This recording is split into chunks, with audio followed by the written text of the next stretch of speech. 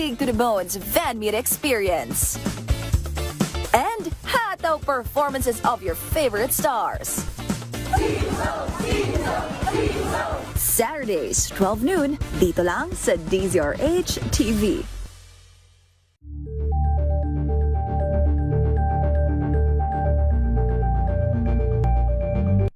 Balang Anthony Taberna at Jerry Baha ang gigising sa inyong umaga dahil lalatay ang humahagupit na diskusyon at komentaryo Lunes hanggang Biyernes sa 2x2.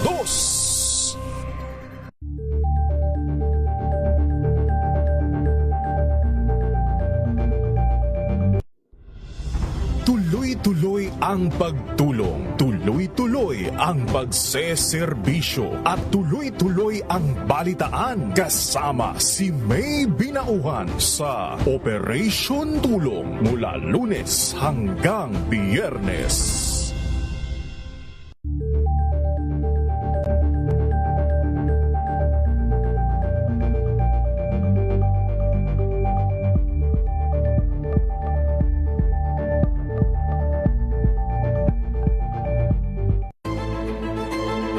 Pakikinggan ang bawat panig.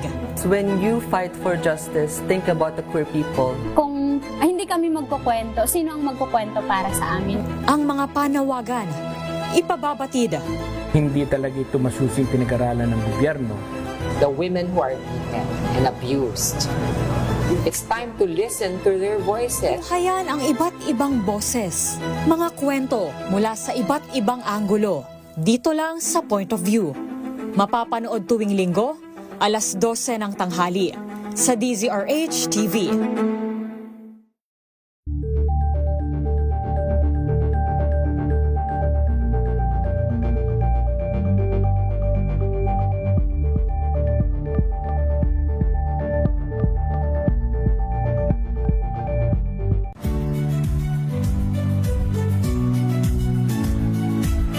Magandang araw mga kaibigan. Ito po ang inyong balerina ng bayan, si Lisa Macuja Elizalde, na nag-aanyaya sa inyong samahan kami at ang aming mga espesyal na panauhin para sa kalahating oras ng masayang kwentuhan sa aming programang Art to Art, kung saan ang usapang sining at kultura ay para sa lahat. Huwag kaliligtaan, tuwing linggo, alas 3:30 ng hapon, dito lamang sa DZRH Radio, DZRH TV, at via online streaming.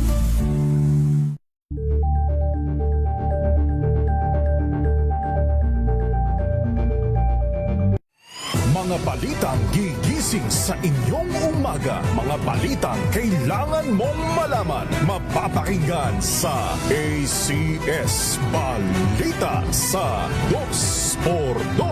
Kasama sina Anthony Taberna at Jerry Baha. Lunes hanggang Biyernes.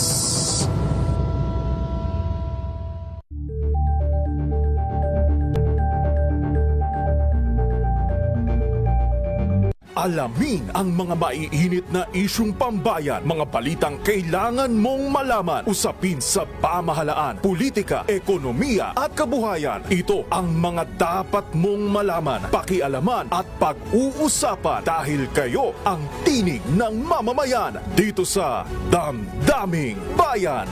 Live sa DZRH Radio, DZRH TV at DZRH Digital. Kasama sina Lakay, Deo Macalma at Elaine Apit. Araw-araw, Lunes hanggang Biyernes. Damdaming Bayan.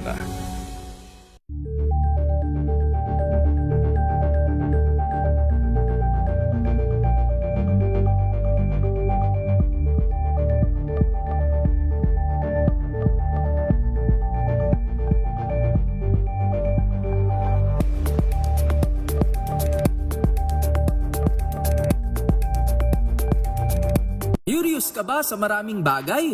Kami na ang bahala dyan.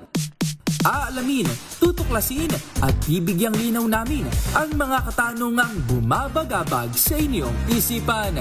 Sa programa kung saan ang bawat sagot ay galing lamang sa mga eksperto. Ang Expert's Opinion, tuwing linggo alas 3 ng hapon, dito lang sa DZRH TV.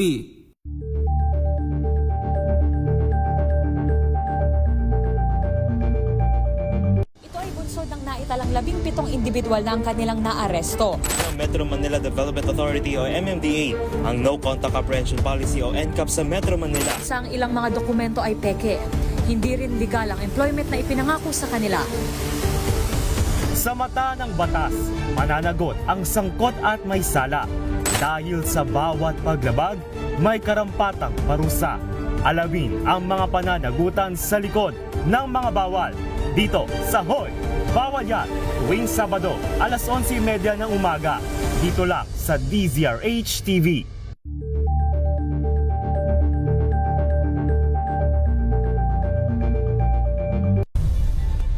Nagsimula sa pangarap hanggang sa maabot ang tagumpay. Iba't ibang kwento, iba't ibang mukha ng atletang Pilipino.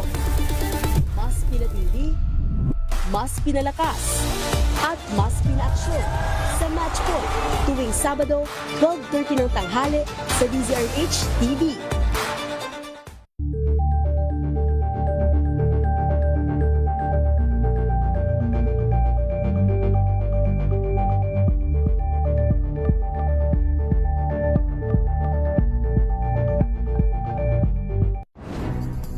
Good vibes ang hanap mo? Dito ka na sa sigurado! Mula sa mga istoryang nagbibigay ng inspirasyon hanggang sa mga kwentong may dalang solusyon. Mga balitang pampagaan ang pakiramdam at pampaganda ng araw. Hindi lang ba sa good news, kundi the better news. Mula Lunes hanggang Biyernes, 1:00 ng tanghali sa DZRH TV.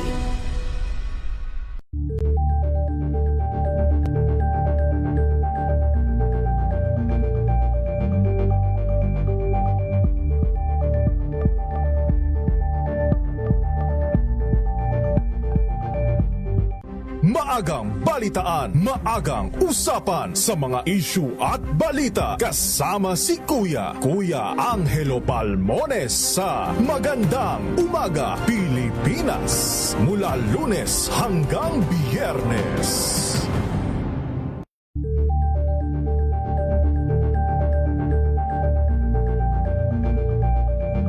We've got you covered. From the hottest hits, exclusive interviews, kilig to the bones fan meet experience, and hataw performances of your favorite stars. Saturdays, 12 noon, dito lang sa DZRH TV.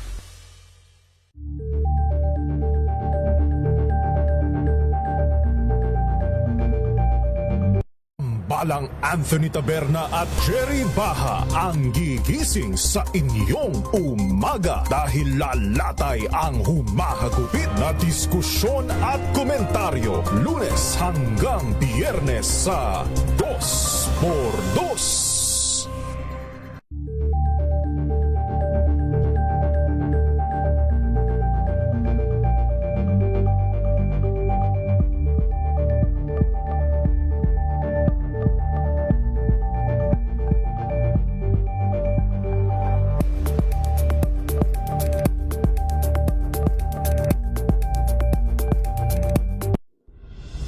Tuloy-tuloy ang pagtulong. Tuloy-tuloy.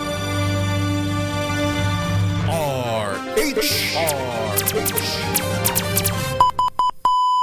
Oras sa buong Pilipinas, 4 na minuto makalipas ang alas 9 ng gabi.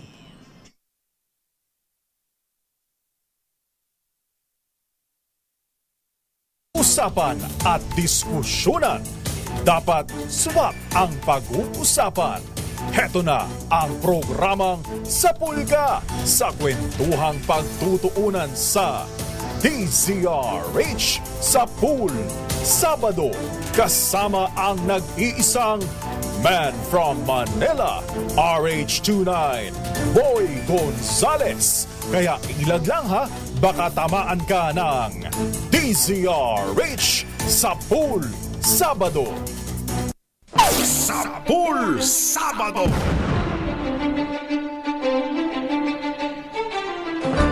Magandang gabi Luzon, Visayas at Mindanao. Sa ulo ho ng ating mga balita. Sapul Sabado! International Criminal Court pinangalanan na ang mga kasabwat ni dating Pangulong Rodrigo Duterte sa kasong Crimes Against Humanity.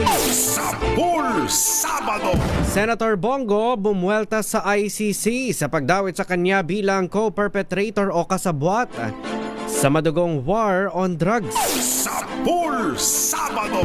Death toll sa lumabog na barko sa Basilan, sumampa na sa 54. Sapul Sabado! Ika-6 na sunod na oil price hike kasado na sa susunod na linggo. Sapul Sabado!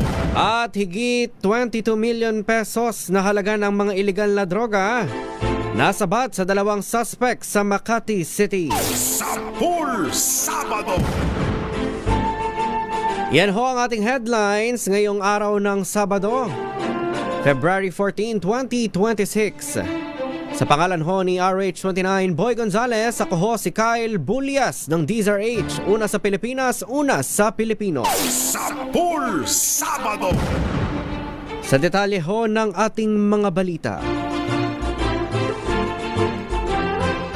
Inilabas na ng Office of the Prosecutor ng International Criminal Court ang dokumentong naglalaman ng mga kasong isinampa laban kay dating Pangulong Rodrigo Roa Duterte. Batay sa document containing the charges o DCC, sinasabing maaaring managot si Duterte bilang indirect co-perpetrator sa 3 krimen, kabilang na ang mga sumusunod. Count 1. Mga pagpatay na nangyari sa Davao City noong siya ay alkalde na iniuugnay sa tinatawag na Davao Death Squad o DDS.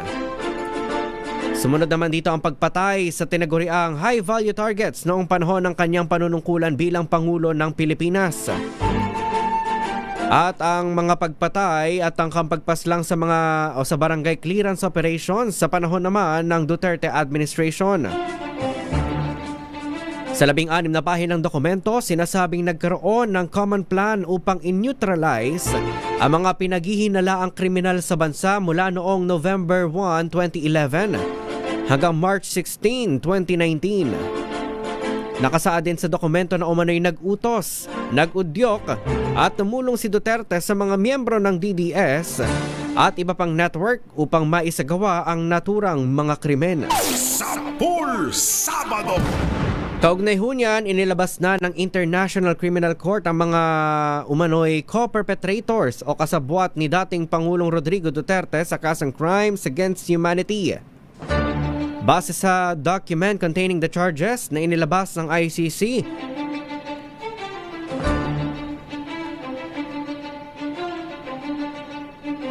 may common plan umano si Duterte at co-perpetrators kaugnay ng kampanya kontra illegal na droga. Kabilang sa mga pinangalanan pinangalanan ng ICC ay sina Senator Ronald De La Rosa, Senator Christopher Lawrence Bongo. Gayon din ang mga dating PNP chiefs na sina Vicente Danao, Camilo Cascolan at Oscar Albayalde. Kasama rin sa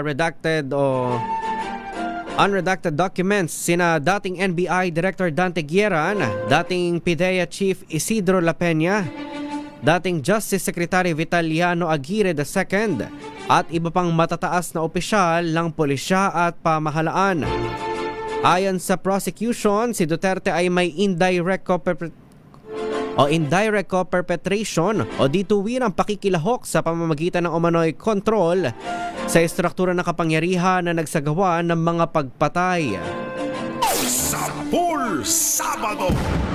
Kaugnay pa rin ng balitang yan, bumuelta si Senator Bongo sa pagdawit sa kanyang pangalan sa kasong Crimes Against Humanity ni dating Pangulong Rodrigo Duterte.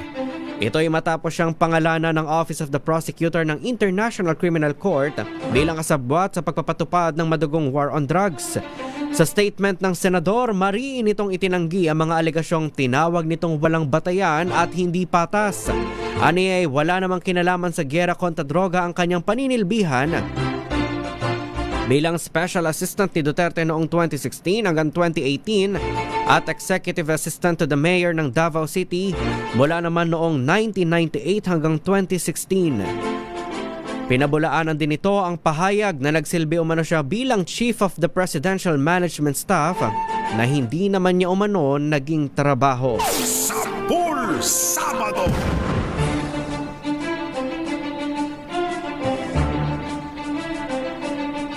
Alas 9:10 na ho ng gabi, naghain ng petisyon sa Korte Suprema ang ilang mga abogado at pribadong individual para sa indirect contempt laban kay Senate President Vicente Tito Soto III. Nagugat ito sa naging komento ni Soto sa desisyon ng Korte na ideklarang unconstitutional ang impeachment complaint laban kay Vice President Sara Duterte. Sa 15 pahinang petisyon, nais ng mga petitioner na maparusahan si Soto dahil sa mga naging pahayag nito laban sa mataas na hukuman matapos ilabas ang pinal na desisyon na nagdedeklarang unconstitutional ang impeachment laban kay VP Sara. Isinampa ni na Attorney Manuelito de los Reyes Luna, Attorney Harold Respicio, Attorney Ferdinand Topacio, Attorney Virgilio Garcia at ang social media personality na si Mary Catherine Diaz Binag ang nasabing petisyon. Kaugnay ho niyang tinawag ni Senate President Tito Soto na publicity stunt ang inihaing indirect contempt case sa kanya. Ayon kay Soto, isa umanong nuisance suit o walang saysay na kaso ang petisyon at wala itong sapat na legal at factual basis. Git niya, simpleng pagpapahayag lamang ng hindi pagsang-ayon sa desisyon ng korte ang kanyang ginawa at hindi ito maituturing na indirect contempt. Paliwanag ni Soto, base sa rules of court, ang indirect contempt ay tumutukoy sa mga gawaing ginagawa sa labas ng korte na may layuning hadlangan, impluwensyahan o i-degrade ang legal process. Binigyang diin din ni Soto na ang kanyang mga pahayag ay saklaw ng free speech. Formal siyang tutugon sa petisyon sa sandaling atasan siya ng Korte Suprema na magsumite ng komento. Sapul Sabado! Samantala, posibleng ma-certify bilang urgent ang Anti-Political Dynasty Bill na kapwa isinusulong sa Kamara at Senado. Ito ang tiniyak ng Malacanang batay sa mga probisyong nakapaloob sa panukalang batas na magiging batayan ng sertifikasyon bilang urgent bill. Ayon kay Palace Press Officer Undersecretary Claire Castro, natutuwa si Pangulong Bongbong Marcos dahil nais niyang maisabatas ang Anti-Political Dynasty Bill na gustong-gusto rin ng taong bayan. Umarangkada na ang public consultation ng Kamara sa Anti-Dynasty Bill habang patuloy din itong pinag-uusapan sa mga pagdinig sa Senado. Tiniyak ni Jose Castro na kapag naibigay na ang mga bersyon ng Kamara at Senado ay malalaman sa mga probisyon nito kung nararapat na ma-certify as urgent ang naturang Anti-Dynasty Bill. Sapul Sabado! Kinwestiyon ng Malacanang ang authenticity ng umano'y text messages ni na Pangulong Bongbong Marcos Jr. at dating Presidential Legislative Liaison Office Undersecretary Adrian Bersamin kaugnay ng kickback sa flood control projects. Sa press briefing, sinabi ni Palace Press Officer Claire Castro na hindi pa sila makapagkomento sa naturang issue dahil hindi pa naman nila nakikita o nababasa ang pinatutungkulang mga mensahe. Ayon kay Castro, hindi nila bibigyan o mabibigyan ng tamang kasagutan at paglilinaw ang kontrobersya kung wala namang ipinresentang ebidensya. Giit ng opisyal, walang katotohanan ng alinman sa mga akusasyon na ibinabato laban sa Pangulo patungkol sa umano'y pagkakasangkot nito sa flood control mess. Hindi rin aniya dapat gamitin ang mga ito bilang armas para pahinain ang tiwala ng publiko kay Pangulong Marcos dahil wala namang basihan ang mga paninira sa presidente. Sapul Sabado! Kinwestiyon ng Commission on Audit ang 275 million pesos na halaga ng flood control projects sa 4 na bayan sa Bulacan dahil sa mga irregularidad. Kabilang dito ang ghost projects, hindi otorisadong paglilipat ng proyekto, pagbabayad sa mga instruktura na dati nang umiiral at kakulangan ng dokumentasyon. Sinabi ng COA na sa ilang mga project site, wala umanong makitang flood control o riverbank protection structures kahit na nakasaad sa mga opisyal na dokumento na ito ay natapos na o halos kumpleto na. Muli naman na nadawit sa issue ang SYMS Construction. Gayun din ang Wawaw Builders na dati na ring naiugnay sa mga alegasyon ng katiwalian noong 2025. Para sa SIMS o SYMS, na-flag ang dalawang proyekto sa Hagonoy na nagkakahalaga ng 67.54 million pesos at sa Pandi na nagkakahalaga ng 39.58 million pesos. Ilan sa mga itinuturong liable ay sina Henry Alcantara, Bryce Erickson Hernandez, Sally Santos ng SYMS, gayon din si Mark Alan Arevalo ng Wawaw Builders kasama ang iba pang opisyal ng DPWH. Sapul Sabado! Sa iba pa nating mga balita, umakyat na sa 54 ang bilang ng mga na-recover na labi sa lumubog na MV Tricia Kirsten 3 sa Basilan. Sa pagpapatuloy ng underwater operations ng technical divers ng Philippine Coast Guard, isang bangkay ng lalaki ang kanilang nakuha. Nananatili naman sa 200. 73 ang bilang ng mga survivor, habang 25 individual naman ang napaulat na nawawala. Tiniyak ng PCG na patuloy na hahanapin ang mga nawawalang individual bilang suporta sa pamilya ng mga biktima sa paghahanap ng pananagutan at hustisya. Sapul Sabado! Kaugnay ho niyan, sumailalim sa hyperbaric oxygen therapy ngayong araw ang mga technical diver ng Philippine Coast Guard na rumesponde sa 16 na search and rescue operation para sa lumubog na barko sa Basilan. Bahagi ito ng post-dive medical protocol upang matiyak ang kaligtasan ng mga diver at maiwasan ang posibilidad ng pagkakaroon ng diving-related conditions gaya huya ng decompression sickness. Ayon kay PCG spokesperson Captain Noemi Kiebia, prioridad nilang tiyaking maayos ang kalagayan ng mga diver tuwing magsasagawa ng mga operasyon at mandatory ang medical evaluations bago at pagkatapos ng mga diving missions. Tiniyak naman ng PCG na magkakaroon pa muli ng dive operation sa mga susunod na araw para huyan sa napaulat na 26 na nawawala sa lumubog na MV Tricia Kirsten 3. Sapul Sabado! Bad news sa ating mga motorista, kasado na ang hanggang higit pisong taas presyo sa mga produktong petrolyo sa susunod na linggo. Sa pagtaya ng oil industry sources, piso hanggang piso at 20 sentimo ang posibleng dagdag presyo sa kada litro huyan ng gasolina, habang 40 sentimo naman hanggang 60 sentimo sa diesel. Posible naman maglaro sa 40 sentimo hanggang 60 sentimo ang itataas sa kada litro ng kerosene. Una nang sinabi ng DOE Oil Industry Management Bureau na bunsod ng panibagong taas presyo ang tensyon sa bansang Iran. Ito na ang ika-6 na linggong sunod-sunod na pagtaas ng presyo ng petrolyo. Sapul Sabado!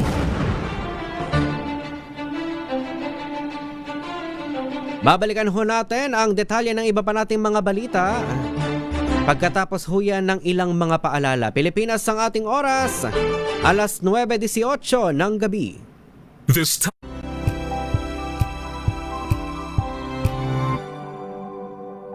May nagbago, may arte, may budget. Akala nyo lang yon. So solid! White Rose Papaya, wow, White Rose! White Rose Papaya, wow, White Rose! White Rose Papaya, may glow up with a White Rose Papaya. White Rose Papaya. May puti power times 2 kasi may papaya at niacinamide. May shea butter and tea tree oil pa. Kutis sulit ang glow up. Glow up with a White Rose Papaya. White Rose Papaya. Kutis sulit ang glow up. ACS. Amoy forever. Amoy LQ. Amoy New Cala Berry Blooms. Amoy Cala, amoy good vibes. Tinesting, sinuri, siniyasan. Ang resulta? Super effective ang Shield sa pagpatay ng bakterya at virus. Shield Antibacterial Soap. Believe ang mga eksperto sa Philippine Nurses Association. At si Mami. Tiwala ako sa Shield. Shield Antibacterial Soap. Napatunayang mabisa. Ang mga nurse, tiwala. ACS. Amoy forever. Amoy LQ. Amoy Amoy New Cala Berry Blooms. Amoy Cala, amoy good vibes.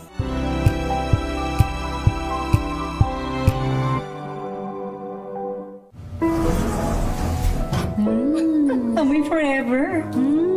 Amoy LQ. Amoy New Cala Berry Blooms. Amoy Cala, amoy good vibes.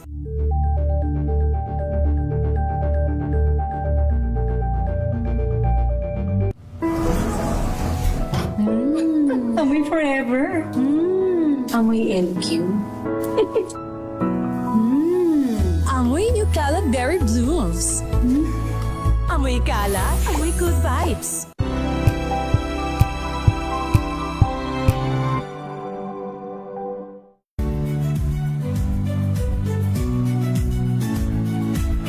Magandang araw mga kaibigan. Ito po ang inyong balerina ng bayan, si Lisa Macuja Elizalde, na nag-aanyaya sa inyong samahan kami at ang aming mga espesyal na panauhin para sa kalahating oras ng masayang kwentuhan sa aming programang Art to Art, kung saan ang usapang sining at kultura ay para sa lahat. Huwag kaliligtaan, tuwing linggo, alas 3:30 ng hapon, dito lamang sa DZRH Radio, DZRH TV, at via online streaming.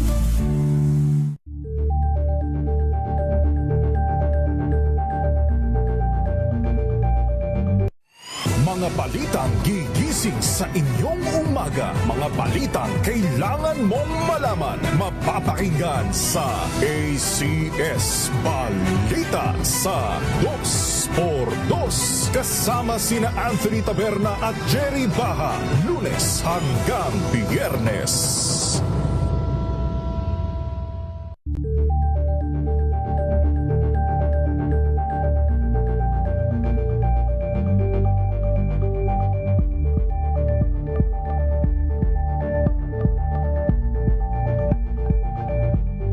Alamin ang mga maiinit na isyung pambayan, mga balitang kailangan mong malaman, usapin sa pamahalaan, politika, ekonomiya at kabuhayan. Ito ang mga dapat mong malaman, pakialaman at pag-uusapan dahil kayo ang tinig ng mamamayan dito sa Damdaming Bayan. Live sa DZRH Radio, DZRH TV at DZRH Digital. Kasama sina Lakay, Deo Macalma at Elaine Apit. Araw-araw, Lunes hanggang Biyernes. Damdaming Bayan. RH.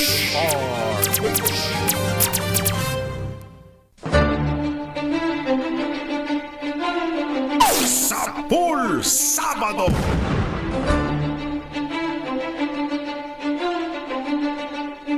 Sapul Sabado. Alas 9:23 na ho ng gabi, nagbabalik ho ang programang Sapul Sabado. Sa pangalan pa rin ho ni RH29 Boy Gonzales. Ako po ang inyong makakasama sa isang oras sa balitaan. Ito ho si Kyle Bulias ng DZRH, una sa Pilipinas, una sa Pilipino. Sapul Sabado. Sa pagpapatuloy ho ng ating balitaan, nasa batang aabot sa higit 22 million pesos na halaga ng mga illegal na droga sa Makati City. Ayon sa Philippine National Police, kabilang sa mga na-recover sa dalawang suspect, ang 26 na gramo ng shabu, 3 litro ng liquid shabu, 500 at 1 piraso ng ecstasy, at 2.5 liters na ecstasy pure oil. Gayon din ng iba pang marijuana products. Itinuturing na high-value suspect ang mga naaresto na isang 24 anyos na Indonesian national na lalaki at 21 anyos na Pilipina. Hawak na ngayon ng Makati City Police sa mga suspect na mahaharap sa iba't ibang kasong may kinalaman sa illegal drugs. Sapul Sabado. Samantala, nasabat ng Bureau of Customs mula sa isang German national ang mahigit sa 55 million pesos na halaga ng shabu sa NAIA. Nakatago ang illegal na droga sa loob ng bagahe ng dayuhan at maging sa loob ng mga Biblia na dala nito. Ayon sa Customs, dumating mula sa isang connecting flight galing sa bansang Ethiopia ang naturang dayuhan kung saan dito na natuklasan ang kontrabando sa pamamagitan ng X-ray inspection. Isa sa isinagawang physical inspection, natuklasan na mahigit 8 kilo na hinihinalang shabu na nakatago sa lining ng maleta at sa 2 hollowed out Bible books na binalot pa ng plastic at duct tape. Agad na isinuko sa Philippine Drug Enforcement Agency ang mga narecover na droga. Gayon din sa ilalim ang ang suspect sa inquest at kasong paglabag sa Comprehensive Dangerous Drugs Act at Customs Modernization Act. Sapul Sabado! Patay ang isang Polish national na turista matapos malunod sa Mahayag Beach Resort sa Barangay Buena Vista sa Tandag City, Surigao del Sur. Ayon sa Coast Guard Substation Tandag, nitong Biyernes ng hapon nangyari ang insidente, ngunit naging pahirapan ng rescue operation dahil sa malakas na alon at mababang visibility sa tubig. Natagpuan na lamang ang bangkay ng biktima kanina pasado 1:00 ng hapon. Kaugnay nito, nagpaalala ang mga otoridad sa publiko na maging maingat sa paglangoy sa dagat dahil sa malalakas na alon. Sapul Sabado! Patay ang isang lalaki sa Negros Occidental matapos barilin ng hindi pa nakikilalang suspect. Kinilala ang biktima na si alias Jojo, residente ng Barangay Montilla sa bayan ng Moises Padilla, Negros Occidental. Ayon sa live-in partner ng biktima, naghatid lamang umano ng manok sa kalapit na bayan ng biktima kasama ang anak nito. Sa ngayon, patuloy pa ring tinutukoy o inaalam ng mga otoridad ang motibo sa krimen, gayon din ang pagkakakilanlan ng suspect. Sapul Sabado! Natangay naman ng isang magnanakaw ang 10 million pesos na halaga ng cash at mga alahas mula sa guest room ng isang event venue sa Laurel, Batangas. Batay sa ulat, pasado 11:00 ng gabi nitong Huwebes nang mangyari ang insidente sa Maharlika Events Place sa Barangay Nyugan. Napag-alaman na nagpanggap ang suspect bilang tauhan ng naturang events place at persahang pinasok ang 2 guest room. Matapos ito ay mabilis na tumakas ang suspect sakay ng Toyota Innova. Dala ang mga ninakaw niyang kagamitan, kabilang sa mga natangay ang 3 kwintas, isang diamond ring, isang bracelet at cash na nagkakahalaga ng 44,000 pesos at 10,000 yen. Sapul Sabado! Sa iba pa natin mga balita, nasawi ang 5 pulis at isang sibilyan habang kritikal naman ang 3 iba pa matapos mahulog sa bangin ang sinasakyang patrol vehicle sa Don Victoriano, Misamis Occidental kahapon. Sa inisyal na investigasyon, umaasiste ang patrol vehicle sa mga organizer ng isang national beauty pageant nang mangyari ang insidente. Sakay ng naturang patrol vehicle ang 7 police personnel at 3 empleyado ng Provincial Tourism Office. Nawala ng kontrol sa manibela ang driver ng 2nd Provincial Mobile Force Company habang pababa ng bundok kaya dumaos-dos at nahulog ito sa bangin. Nagpapatuloy ang investigasyon ng mga otoridad sa tunay na sanhi ng naturang aksidente. Sapul Sabado! Alas 9:28 na ho ng gabi, patay matapos pagbabarilin ng isang opisyal ng Oriental Mindoro Electric Cooperative o Ormeco sa Pinamalayan. Kinilala ang biktima na si Tony Mendeja, miyembro ng Board of Directors ng Ormeco na kumakatawan sa mga bayan ng Bungabong at Bansud. Ayon kay Joel Paningbatan, hepe ng Pinamalayan Police Station, alas 8:30 kagabi ng pagbabarili ng biktima na sakay ng Isuzu D-Max ng isang lalaking nakamotorsiklo. Agad na dinala sa isang community hospital ang biktima, ngunit kalaunan ay binawian din ito ng buhay dahil sa tama ng bala sa kanyang tagiliran. Patuloy ang investigasyon ng mga otoridad upang matukoy ang motibo at pagkakakilanlan ng suspect. Sapul Sabado! Samantala, nakaranas ng pag-ulan ng iba't ibang bahagi ng bansa ngayong araw ng mga puso, February 14, 2026. Ayon sa Pag-asa, shear line ang umiiral sa malaking bahagi ng Luzon na nagdadala ng kalat-kalat na mga pag-ulan, kabilang sa nakaranas ng light to moderate rains sa ilang bahagi ng Metro Manila, Nueva Ecija, Tarlac, Zambales, Pampanga, Quezon Province, Laguna, Rizal at Bulacan. Wala namang binabantay ang low pressure area sa loob at labas ng Philippine Area of Responsibility. Sapul Sabado! Samantala, may payo ang ating Pangulo ngayong Valentine's Day. Bigayan at pag-uunawaan. Yan ho ang Valentine's Day advice ni Pangulong Ferdinand Marcos Jr. tungkol sa pag-ibig at pag-aasawa upang mapanatili daw ang matatag at pangmatagalang relasyon. Sa kanyang vlog, sinabi ng Pangulo na mahalaga ang compromise at understanding sa pagsasama ng mga mag-asawa batay sa kanilang mahigit 3 dekadang pagsasama ni First Lady Liza Araneta Marcos. Aminado naman ang Pangulo na hamon ang paghahanap ng oras para sa pamilya, kaya sinisikap nilang samantalahin ang mga bakanteng oras upang maging magkasama. Para naman sa mga kabataan, aniyay mahalagang pundasyon ng isang matibay na relasyon, ang pagkakaibigan. At naniniwala pa rin ang Pangulo sa tradisyonal na konsepto ng panliligaw kahit nagbabago na ang paraan ng pakikipagrelasyon sa modernong panahon. Pakinggan natin ang payo ni Pangulong Bongbong Marcos. Malagay ko alam nito na matagal nang mag-asawa, ang sikreto lang dyan, hindi naman talaga sikreto, dapat bigayan. Hindi naman pare-pareho lahat ng tao. Dapat nagbibigayan lang, maunawaan ng mag-asawa. Hindi pwede yung my way or no way. Pagka ganun, hindi, may isang laging malungkot dun. Kaya bigayan lang. Sapul Sabado.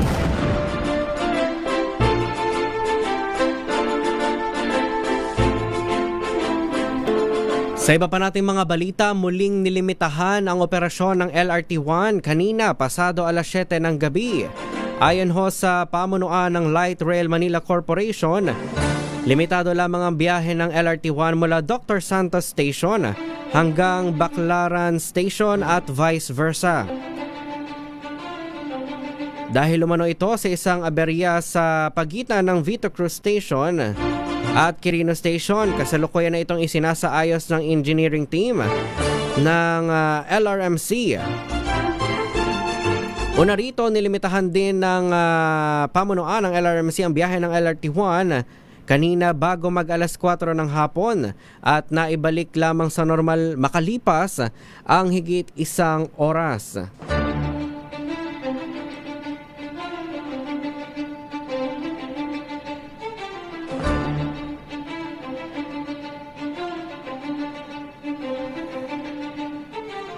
Samantala, iniutos si Pangulong Bongbong Marcos ang agarang paglalabas ng aabot sa 321 million pesos na halaga ng tulong para sa mga lugar na nasalanta ng bagyong Basyang at ng Shearline.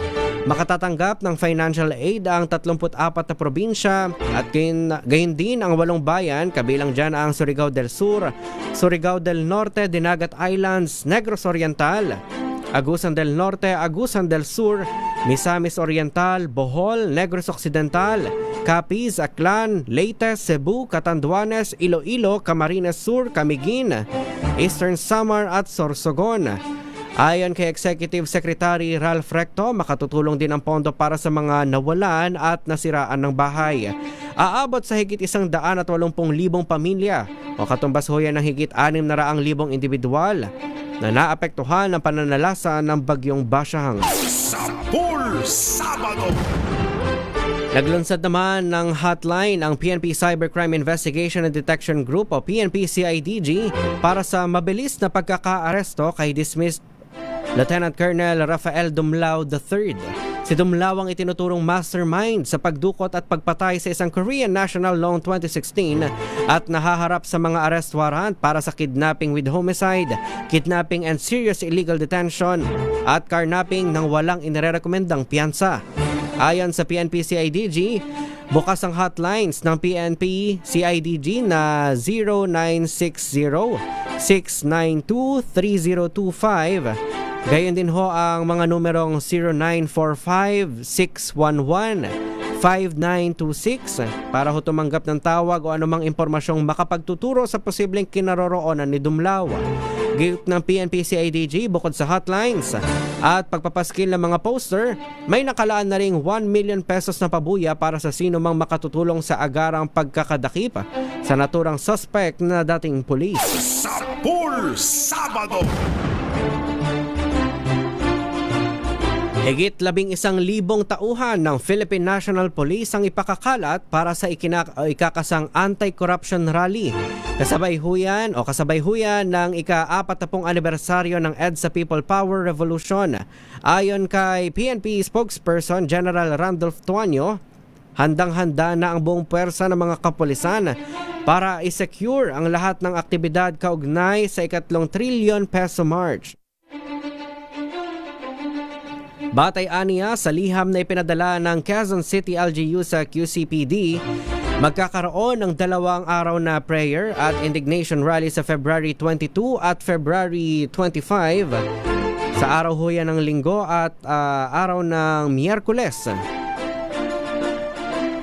Diyan huyan sa EDSA Shrine at People Power Monument. Giit ng tagapagsalita, inaasahan ng PNP na aabot sa mahigit 50,000 na mga attendee kada araw sa nasabing pagtitipon. Samantala, nilinaw naman ni Tuanyo na ang bilang ng mga tauhan na kanilang ide-deploy ay batay lamang sa request ng pamahalaang lokal ng Quezon City. Sa ngayon ay wala namang namomonitor na anumang bantas ang hanay, ngunit nagpapatuloy pa rin ang kanilang threat assessments bilang bahagi ng standard security procedure. Sapul Sabado.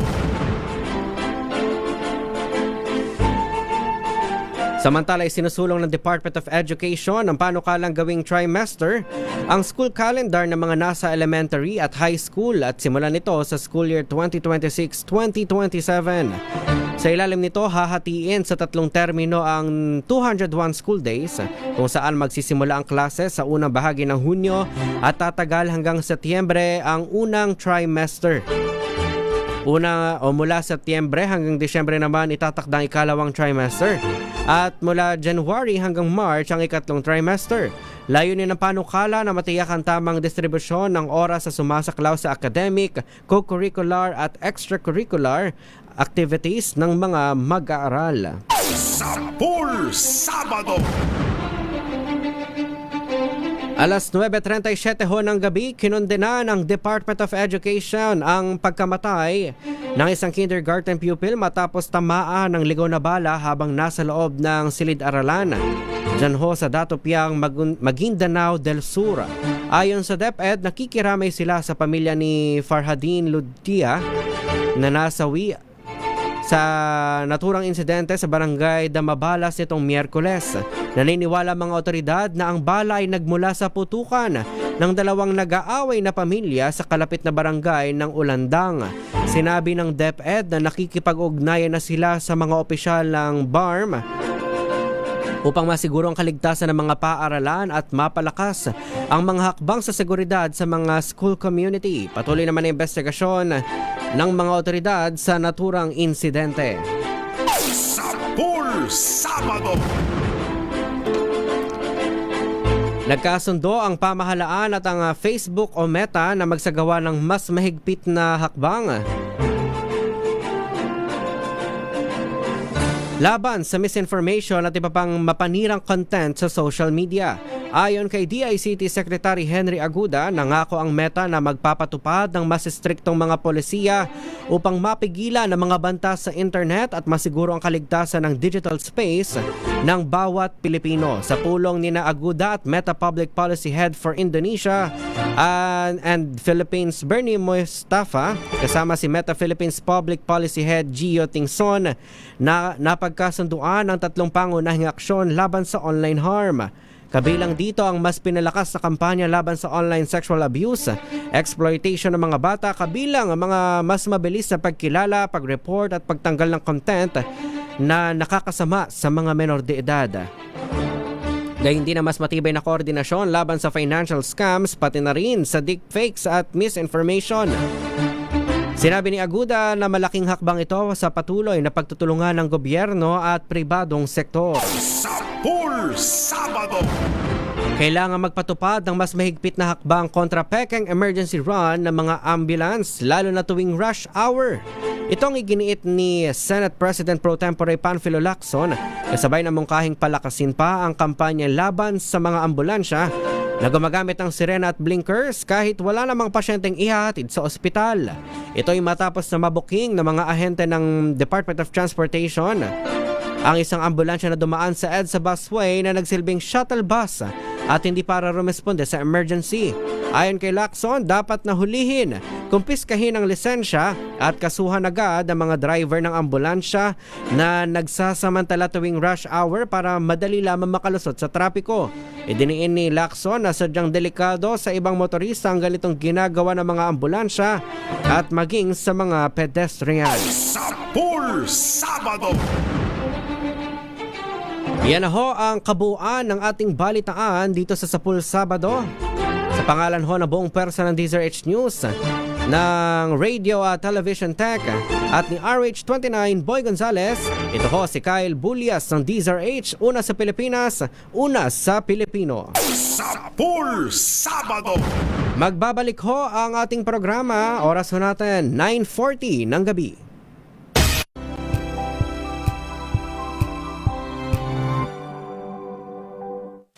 Maulan man, no worries na amoy kulog ang damit. Charm Fabcon, bangong kumakabloom, tanggal amoy kulog sa bango ng charm. Kaya gamit ko, Charm Fabcon with Bloom Fresh technology. Kills 99.9% of kulob-causing bacteria. May aroma burst pa of thousands of flowers and berries. Ang sampay sa loob, no amoy kulob. Bangong kumakabloom sa charm. Charm Fabcon. ACS.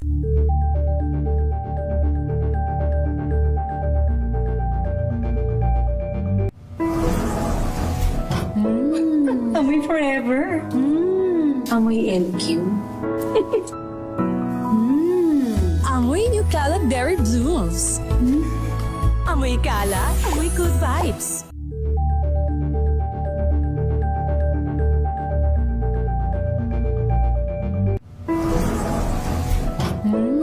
Amoy forever. Amoy LQ. Amoy New Cala Berry Blooms. Amoy Kala, amoy good vibes.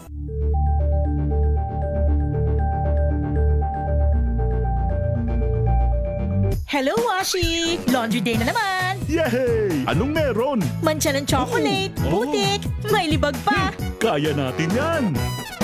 With Pride Washing Machine Detergent, may triple stain-away formula. Tanggal ang makapit, madikit, at malupit na dumit mancha. Kaya easy-easy ang labada. Mula noon hanggang ngayon! All you need is pride. All you need is pride. ACS.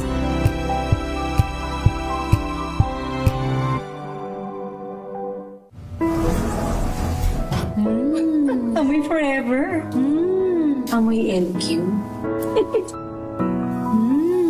Amoy New Cala Berry Blooms.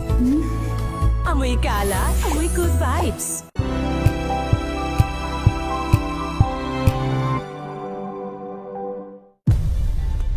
Nagsimula sa pangarap hanggang sa maabot ang tagumpay. Iba't ibang kwento, iba't ibang mukha ng atletang Pilipino. Mas pinatindi, mas pinalakas, at mas pinaaksyon sa Match Point tuwing Sabado, 12:30 ng tanghali sa DZRH TV.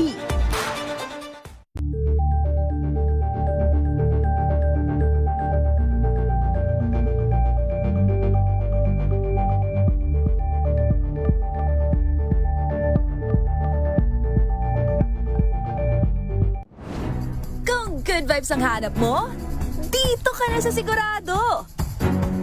Mula sa mga istoryang nagbibigay ng inspirasyon hanggang sa mga kwentong may dalang solusyon. Mga balitang pampagaan ng pakiramdam at pampaganda ng araw. Hindi lang basta good news, kundi the better news. Mula Lunes hanggang Biyernes, 1:00 ng tanghali sa DZRH TV.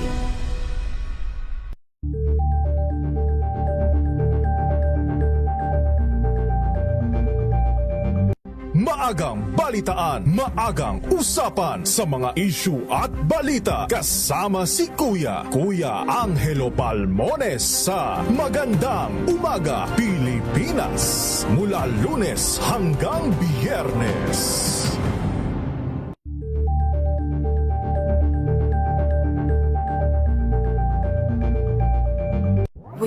got you covered.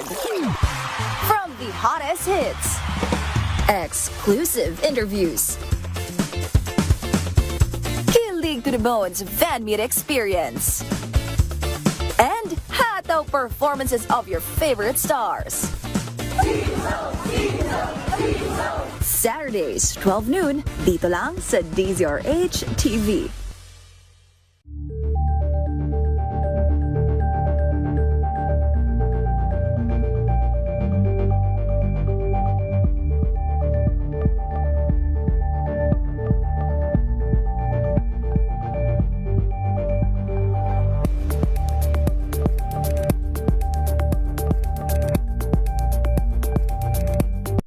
Balang Anthony Taberna at Jerry Baha ang gigising sa inyong umaga dahil lalatay ang humahagupit na diskusyon at komentaryo Lunes hanggang Biyernes sa 2x2.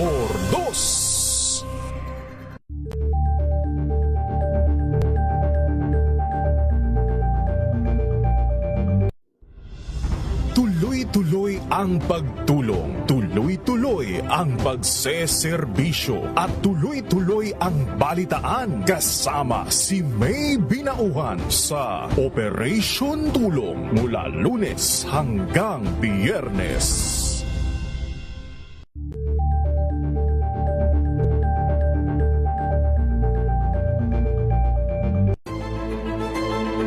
Pakikinggan ang bawat panig. When you fight for justice, think about the queer people. Kung hindi kami magkukwento, sino ang magkukwento para sa amin? Ang mga panawagan, ipababatid. Hindi talaga ito masusing pinag-aralan ng gobyerno. The women who are beaten and abused. It's time to listen to their voices. Tunghayan ang iba't ibang boses, mga kwento mula sa iba't ibang anggulo. Dito lang sa Point of View. Mapapanood tuwing linggo, alas 12 ng tanghali sa DZRH TV.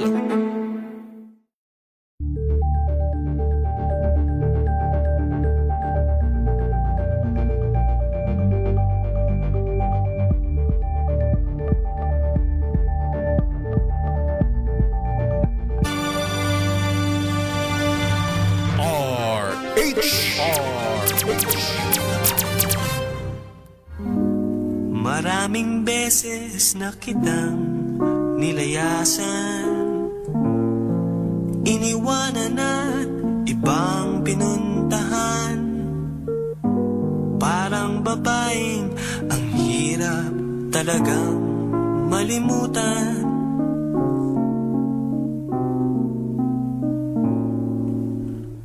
Ikaw lamang ang aking laging pinabalikan.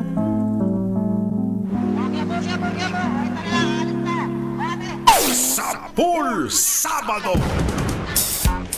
Manila. Magandang gabi Luzon, Visayas at Mindanao. Welcome back ho sa programang Sapul Sabado. Ako pa rin ang inyong nakakasama. Sa pangalan ho ni RH29 Boy Gonzales, ito ho si Kyle Bulias ng DZRH, una sa Pilipinas, una sa Pilipino. Bago lamang ho sa ating kwentuhan, hanggang sa matapos ho ang programa, isang magandang gabi muna sa ating 30. Ayan, dumadami pa. Ang ating 30 million viewers sa ating Facebook Live via DZRH News at via DZRH News Television. Sa mga nakikinig sa ating radyo via 666 kHz, maaari nyo rin kaming panoorin sa aming YouTube live stream. DZRH News Television ho ang aming YouTube channel. Good evening ho kay Kuyang Anthony Abrenica. Nelson Malinaw, happy Valentine's Day. Mula watching from Atlanta, Georgia, USA. Kay Kuya Alf Schroeder, kay Margarita Guevara at kay Kuyang Leo Javares. Yan. Good evening ho kay Kuya Banong at kay Christian Bonton. Ayan. Anyway, Happy Hearts Day, ano? Hindi pa, mahaba pa ang gabi. So, ingat-ingat ho sa mga lovebirds, sa mga magkakaibigan, mga nag-celebrate ng Galentine's. Ayan. Sa mga pamilya na nasa labas ngayon at namamasyal, ina-enjoy ang malamig na simoy ng hangin. Ingat ho sa inyong biyahe. Ayan, i-enjoy ho natin ang gabing ito kasama ang ating mga loved ones. Although kahit hindi naman Valentine's Day, dapat pinaparamdam natin sa ating mga mahal sa buhay kung gaano natin sila kamahal. At speaking of Valentine's, paulit-ulit naman ho tayong binababalaan ng mga otoridad. Kaugnay pa rin ng mga scamming na laganap naman yan everyday. Pero kasi mas tumataas ang bilang ng mga nai-scam. Specifically itong love scam dahil pinagsasamantalahan ho yung mga taong naghahanap ng romantic partners. At makabago na ang panahon. Makabago na rin ang kanilang paraan sa panloloko. Gumagamit na ho sila ng Artificial Intelligence o AI. Diba? Ito yung mga ayon ho yan sa CICC at Scamwatch Philippines. Meron ho kasing mga profile na target itong mga manlolokong ito. At of course, kahit patapos na ang Valentine's, tuloy-tuloy pa rin naman hindi naman tumitigil yung mga scammer na yan. So, kailangan ho maging alisto ho tayo, no? Maging alerto tayo. Ayan, magandang gabi kay Alvin Hernandez, ang aming dating intern mula dyan, all the way from Santa Cruz, Laguna. Good evening, Alvin. Anyway, ito yung profile, 'di ba? Meron yung mga adult na naghahanap ng mga foreigner na partner, 'di ba? At of course, target din nila yung mga nakakaluwag-luwag sa buhay, yung mga kababaihan na pressured na makahanap ng mapapang-asawa, yung mga solo parents. Ayan. So ang yan ho ang punteriya ng mga scammer. So ayan ho sa Scamwatch Philippines, meron hong 6 na uri ng mga love scam o love scammer profile.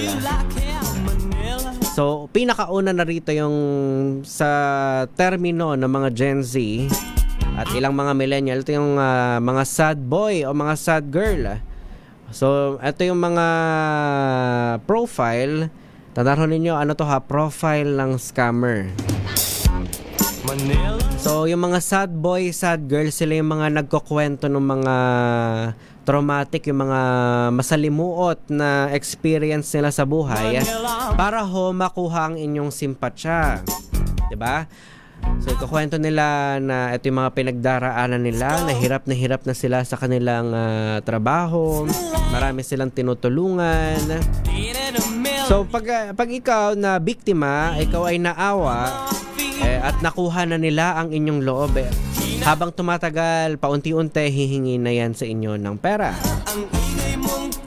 Meron naman yung mga tinatawag na seducer. Diba, gumagamit sila ng mga attractive na mga larawan, mga sexy, mapalalaki o babae ho yan. So yan yung paraan nila para makuha ang atensyon ng kanilang mga target. Diba? At kapag kausap mo sila, dinadrive nila yung conversation papunta sa mga malalaswang topic. Nag-overshare sila ng mga personal details tungkol sa kanilang buhay. At kapag kayo ay nabiktima, ibig sabihin kumagat kayo sa kanilang paen at nahingan kanila ng explicit o sensitibong larawan, maaari nila ho itong gamitin sa pambablackmail. Meron din dyan, isa pang uri ng scammer, yung investor. Diba? Ang target naman nito usually mga foreigner. At ang profile nila, ipinapakita nila sa kanilang profile na nakakaluwag-luwag sila sa buhay, Diba? Meron silang mga luxury items, bakasyon sa out of town, iba't ibang bansa ang kanilang napupuntahan. At kapag nahumaling na naman ang isang nilang biktima, mapipilitan nitong mag-invest sa kung ano man yung ipinopromote nila. So yung mga ganitong archetype, ito yung mga ang plano nila mapa-invest ka sa isang pekeng forex o mga cryptocurrency schemes. Meron din naman yung tinatawag na serviceman at yung mga scammer na nagpapanggap bilang mga foreign military na destino sa Asia o sa Middle East, let's say, at naghahanap sila ng partner, di ba? Ang punteriya naman ito, kalimitan, ayon ho sa Scam Watch Philippines, ay mga older women, mga matatandang babae, di ba? At kapag nakuha na nila ang kanilang loob, sa kanila hihututan ng pera. Meron din naman tayong mga escort. Diba? Ito din yung parang same lang dun sa mga nang-seduce. Diba? Mga nagpo-post sila ng mga sexually suggestive na photos. Mga nagsasend din ng mga sensitibong larawan. At nanghihingi pa ng pera. Diba? At panghuli naman yung slow burn. So ito naman, parang hindi mo iisipin sa umpisa na manloloko pala ito. Kasi nga, slow burn, ibig sabihin matagal ka nila, unti-unti nilang kukunin yung tiwala mo. Paano? Para lang sila nakikipagkaibigan. Diba parang sa umpisa akala mo harmless conversation lang. Parang normal na tao lang yung kausap mo. Pero hindi lingid sa inyo, hindi nyo napapansin, unti-unti ka na nitong minamanipulate. At may connection din ho dito yung mga sad boy, sad girl na tinatawag. Ibig sabihin, kapag nakuha na nila ang inyong simpatsya, yun yung pain nila. Diba? Hanggang sa, dahil nga ikaw ay mabait na tao, mahuhumaling kang magpadala ng pera sa kanila. So, kahit ho hindi Valentine's, tuloy-tuloy ho ang kanilang panloloko. So, diba? Kailangan ho safe tayo. So, kailangan natin gawin yung mga pag-iingat sa mga kinakailangan pag-iingat para hindi ho tayo mabiktima nitong mga manlolokong ito.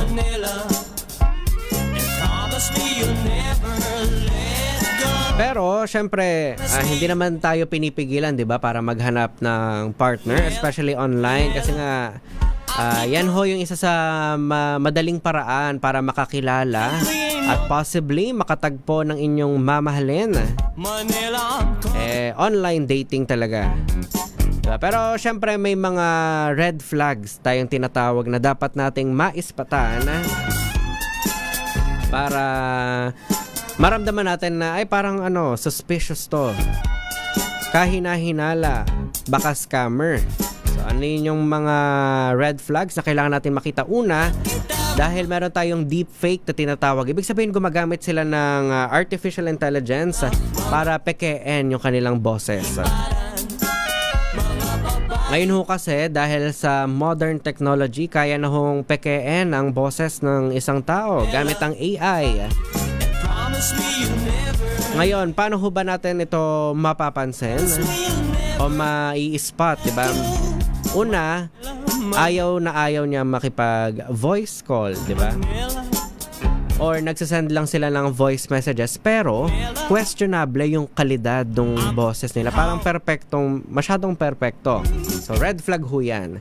Again, red flag ho yan, ibig sabihin, warning pa lamang ho ito pero hindi pa nangangahulugang scammer na agad yung inyong kausap. Pero sapat na ho yung dahilan para maging cautious tayo, di ba?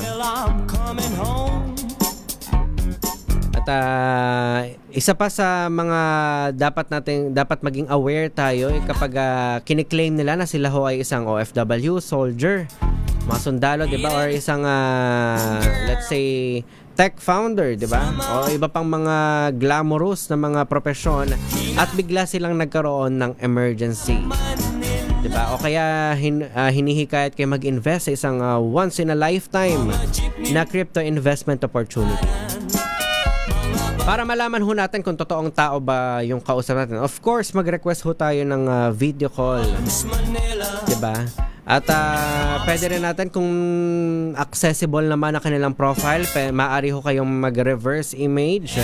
Gamit ho ang search engine na Google.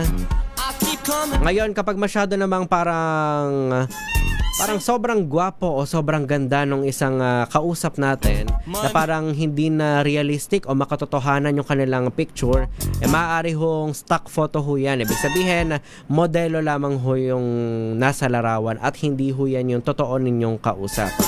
At pinakahuli at pinakaimportante ho sa lahat, wag na wag ho tayong magpapadala ng pera kung kani-kanino.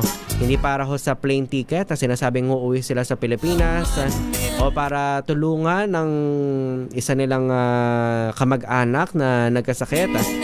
At of course, wag na wag ho kayong magbibigay ng pera para sa mga cryptocurrency tips. So applicable ho yan kahit hindi ho Valentine's para maiwasan ho natin na mabiktima tayo ng mga scam. Ay, ang bilis ng oras. Kami ho ay magpapaalam na. Kita-kita ho tayo sa susunod na Sabado. Makakasama nyo pa rin ho ako sa DZRH Boom Balita tuwing alas 5 ng hapon at Hanap Buhay Diaries tuwing alas 7 ng gabi. Yan na ho ang programang Sapul Sabado. Ito po muli si Kyle Bulias ng DZRH, una sa Pilipinas, una sa Pilipinas. Oras ho natin 1 minuto makalipas ang alas 10 ng gabi.